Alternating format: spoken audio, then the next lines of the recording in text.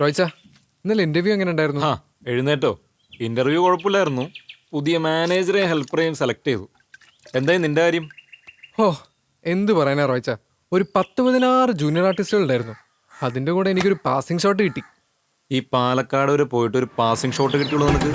കഷ്ടം തന്നെടേ. ഇതാരാ? കണ്ടിട്ട് സിനിമാക്കാരെ പോലെ ഇല്ല. ഇത് ടോണിയുടെ വീടല്ലേ? അതെ, ആരാ? അവനില്ലാടാ ഇവിടെ. ഉറങ്ങുക.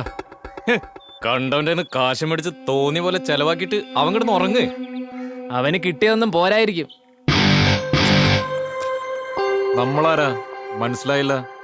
ആദ്യം ചോദിക്കാൻ നീ ആരാ അവന്റെ? ഞാൻ റോയ്, അവന്റെ ചേട്ടനാ. എനിക്ക് ചോദിക്കാവോ? നിങ്ങൾ നിങ്ങളുടെ അനിയനെ കയറൂരി വിട്ടേക്കുവാണോ എരക്കാൻ? അതൊക്കെ അവിടെ നിൽക്കട്ടെ. ആദ്യം നീയൊക്കെ വന്ന കാര്യം പറയും. അനിയന്റെ ചെലവുകൾ നടക്കണതേ പലിശയ്ക്ക് എടുത്ത കാശുകൊണ്ടാ. അത് തിരിച്ചു തന്നിട്ടില്ല. എന്താ റോയ്, നമുക്കത് തിരിച്ചു മേടിക്കണ്ടേ? അതുകൊണ്ട് നീയൊക്കെ അത് തല്ലി വാങ്ങിക്കോ. എന്നെനിക്കതൊന്ന് കാണണമല്ലോ.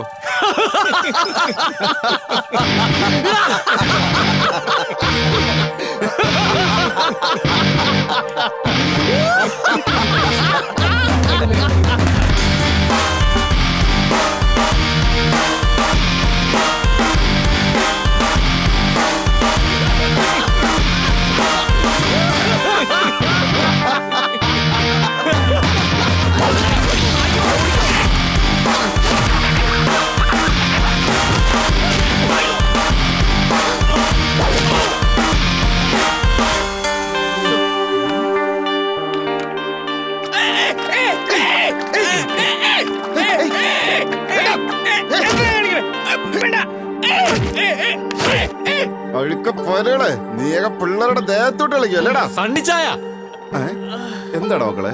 മതി. എടാ എനിക്ക് മതിയായില്ലടാ. നല്ലോണം കലയ്ക്ക് ഒന്നുകൂടെ കൊടുക്കട്ടെ. മതി. വേണ്ടെന്ന്. വേണ്ടേ? എന്നാ വേണ്ട. അതെ, നന്നായി. നിന്റെ അടുത്ത് നിന്നൊക്കെ കാശ് വാങ്ങിച്ചിട്ടുണ്ടെങ്കിൽ അതിന്റെ പലിശയും കൂട്ടുപലിശയും ചേർത്ത് ഈ റോയ് തരും. അതിന്റെ പേരിൽ അവന്റെ ദേഹത്തെങ്ങാനും തൊട്ട് കഴിഞ്ഞാ കത്തിച്ചളയും. ഇതുപോലെ പച്ചക്ക് പോയിട്ടൊന്ന് കുളിച്ചിട്ട് വാ. നിന്റെയൊക്കെ ഇടപാട് ഇന്ന് സെറ്റിൽ ചെയ്തേക്കാം.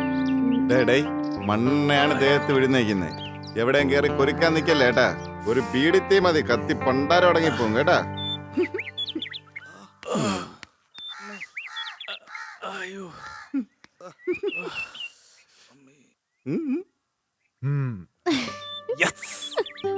ഓ, സണ്ണിച്ച ഉമ്മ. മതി മതി മതി മതി. അയ്യോ റോയ്ച്ച, ഓ ഉമ്മ. അടിപൊളി. ഓ വിടല്ലേ. നോക്കി പോടെ. അവന്റെ ഉപ്പൂപ്പാന്റെ ഒരു പൾസർ.